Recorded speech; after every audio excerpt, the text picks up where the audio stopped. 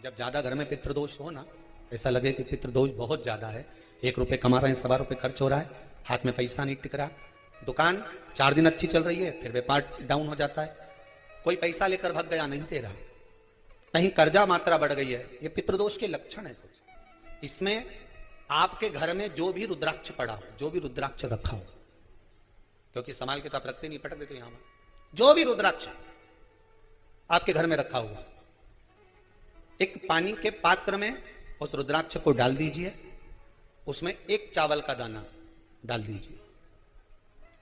महाराज, परिंदा जहां होता है, मटका, हंडा या रसोई घर में आपका जो पानी भरने का स्थान होता है, जिसको आरो वारो क्या क्या लगा के रखते हो, उसी के कहीं पास में उस कलश को रख दीजिए, ऊपर से उसको ढक दीजिए।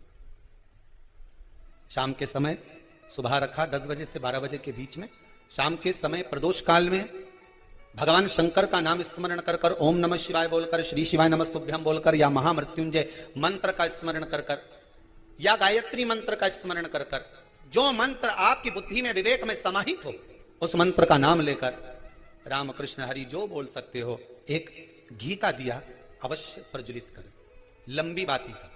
कौन सी बाती का? फूल बत्ती का नहीं, गोल बत्ती का नहीं, लंबी बाती का।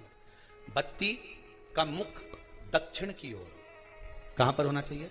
दक्षिण की ओर, ना पूरब, ना पश्चिम, ना उत्तर। बत्ती का मुख कहां हो? दक्षिण की ओर।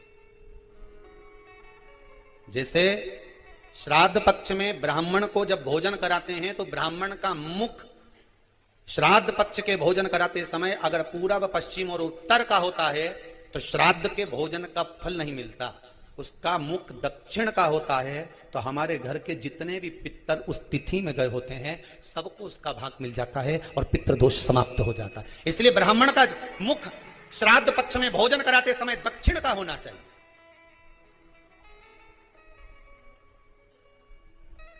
ब्राह्मण का मुख दक्षिण का होगा।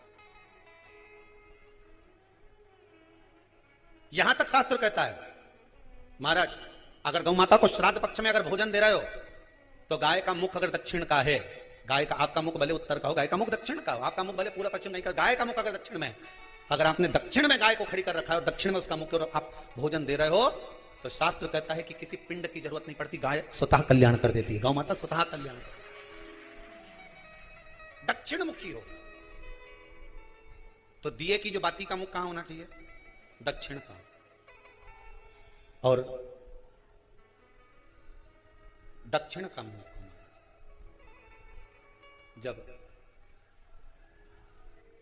जब दक्षिण का मुख हो, दक्षिण की ओर बाती हो महाराज, तब दक्षिण की बाती जलाने के बाद में भगवान से वहीं पर प्रार्थना करें।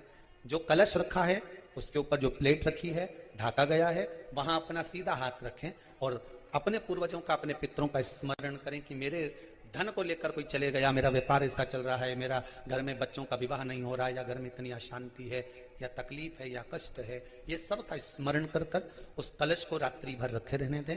सुबह स्नान आदि करने के बाद फिर एक घी का दिया दक्षिण की ओर लगाकर सुबह 10 बजे से 12 बजे के बीच में उस जल को शिव जी को समर्पित कर कर जाएं और वो रुद्राक्ष लेकर वापिस सजाएं। महाराज वापिस सजाएं, उस रुद्राक्ष को अपने घर में रख दीजिए। वर्ष भर वो रुद्राक्ष आपको कभी बीमारी से नहीं घिरने देगा, कभी किसी जगह खड्डे में नहीं जाने देगा, वो उन्नति की ओर ही बढ़ाएगा। भले कोई भी रुद्राक्ष हो, 1 मुखी से लेकर 14 मुखी, 20 मुखी, 18 मुखी, जो रुद्राक्ष आपके पास में, आप तो उसका स्मरण करिए।